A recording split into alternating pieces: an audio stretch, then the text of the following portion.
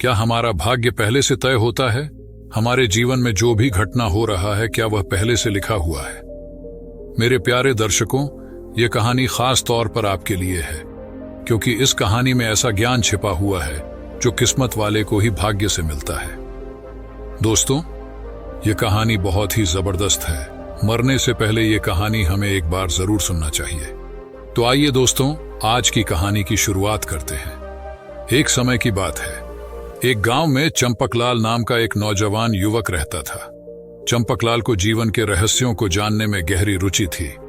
उसे हमेशा यह सवाल सताता था कि क्या इंसान का भाग्य पहले से लिखा होता है और क्या उसके प्रयास का कोई मतलब है, या सब कुछ पहले से ही तय है।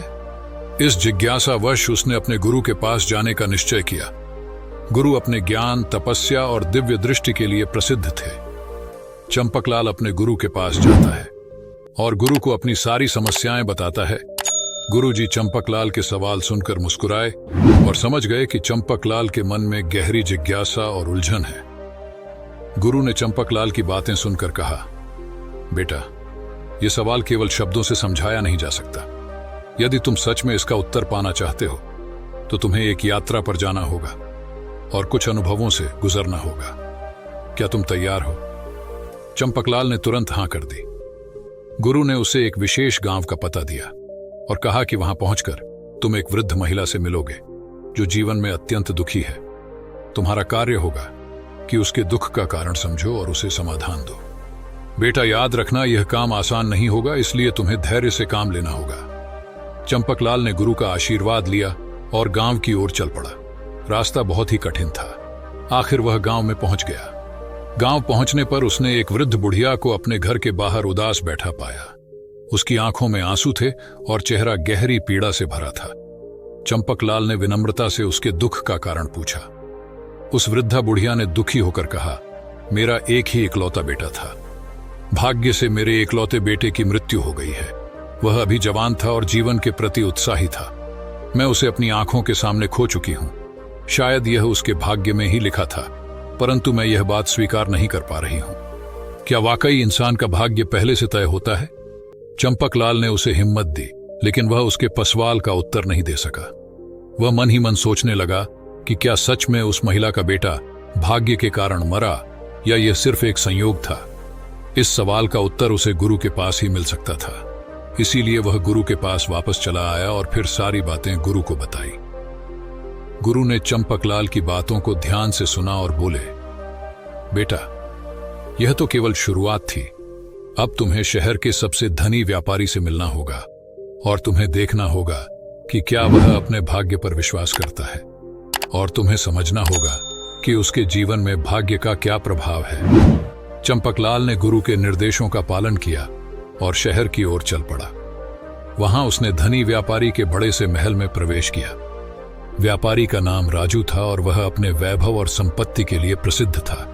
लेकिन जब चंपकलाल ने व्यापारी से उसके जीवन के बारे में पूछा तो उसने अपने बेटे की गंभीर बीमारी का दुख साझा किया। व्यापारी ने कहा, मेरे पास धन दौलत की कोई कमी नहीं है, लेकिन मेरे इकलौते बेटे की बीमारी ने मुझे तोड़कर रख दिया है।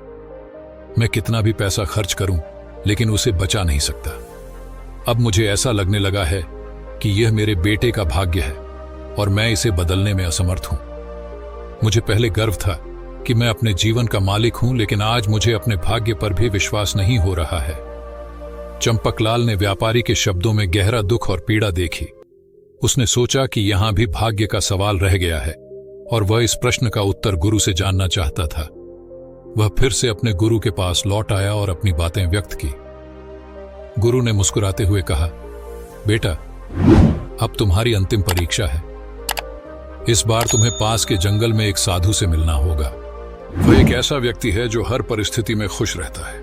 उसे मिलकर देखो कि क्या वह अपने भाग्य से खुश है और वह भाग्य को किस प्रकार देखता है। चंपकलाल ने इस बार और अधिक जिज्ञासा के साथ साधु की तलाश शुरू की। जंगल में भटकते हुए वह एकांत में तपस्या कर रहे साधु तक पहुंचा। साधु का चेहरा शांत और प्रसन्नता से भरा था, मानो उसे संसार की किसी चीज की परवाह न हो। चंपकलाल ने उन्हें प्रणाम किया और अपने मन की शांति के बारे में पूछा। साधु ने मुस्कुराते हुए कहा, बेटा, मैंने जीवन में यह स्वीकार कर लिया है कि जो कुछ भी होता है वह ईश्वर की इच्छा है। मेरे लिए यह सोचना कि मैं अपने भाग्य से लड़ सकता हूँ, यह मूर्खता है। मैं हर परिस्थिति को भगवान की इच्छा मानकर स्वीकार कर लेता हूँ और इसी में मेरी खुशी है। मैंने अपनी इच्छाएं को अपने कर्म से जोड़ लिया है। बस मैं ईश्वर का नाम लेकर हर कार्य करता हूँ, यही मेरी सच्ची संतुष्टि है। साधु के शब्द चंपकलाल के दिल को छू गए। चंपकलाल ने देखा कि साधु किसी भी प्रकार के लोग, दुख और अभिलाषा से परे रहकर जीवन जी रहे थे। उनके जीवन में कोई दुख नहीं था, केवल ईश्वर के प्रति पूर्ण समर्पण था। चंपकलाल को यहां अपने प्रश्न का उत्तर मिलता हुआ सा लगा। चंपकलाल वापस गुरु महादेव के पास पहुंचा और साधु की बातों का वर्णन किया। गुरु ने गंभीर स्वर में कहा, बेटा, भाग्य और कर्म की यह उलझन सदियों से चली आ रही है। इंसान का भाग्य आंशिक रूप से उसके कर्मों, उसके प्रयास और उसके अनुभवों से प्रभावित होता है। हाँ, कुछ परिस्थितियां होती हैं जो हमारे नियंत्रण से बाहर है, लेकिन हमें जीवन में उन पर विजय पाने की शक्ति और प्रयास करने की स्वतंत्रता प्राप्त है। साधु की खुशी इस बात में थी कि उन्होंने हर स्थिति को भगवान का प्रसाद मानकर स्वीकार किया और इसे ही अपनी ताकत बनाया। चंपकलाल ने यह सुनकर कहा, गुरुदेव, अब मैं समझ गया हूं कि भाग्य का लिखा कोई नहीं बदल सकता, परंतु हमें हर परिस्थिति में अपना कर्म करना चाहिए और खुश रहना चाहिए। यही जीवन का असली सत्य है। गुरु ने प्रसन्न होकर उसे आशीर्वाद दिया और कहा, बेटा, जीवन में हमें हमेशा खुशी और धैर्य बनाए रखना चाहिए, चाहे कुछ भी हो। हमें यह समझना चाहिए कि हमारा हर प्रयास एक अर्थ रखता है। हमें अपने कर्मों पर ध्यान देना चाहिए और भाग्य को ईश्वर की इच्छा मानकर स्वीकार करना चाहिए। यही जीवन का सच्चा ज्ञान है।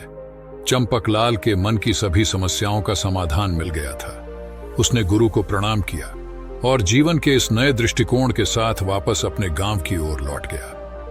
अब वह जानता था कि जीवन में शांति और धैर्य ही असली सुख का रास्ता है। मेरे प्यारे दोस्तों, अगर आप लोगों को इस कहानी से थोड़ी ही सही लेकिन कुछ सीखने के लिए मिला हो तो आप मुझे अपना दोस्त बना लीजिए, क्योंकि मैं हर दिन इसी तरह का वीडियो लाता हूं जिससे हम सभी कुछ ना कुछ सीखते हैं और अपने आध्यात्मिक ज्ञान को बढ़ाते हैं। इसलिए दोस्तों, इस कहानी को अपने दोस्तों के साथ भी शेयर करें। तो मेरे प्यारे मित्रों, मिलते हैं इसी तरह के एक बेहतरीन अभिप्रेरणा कहानी के साथ।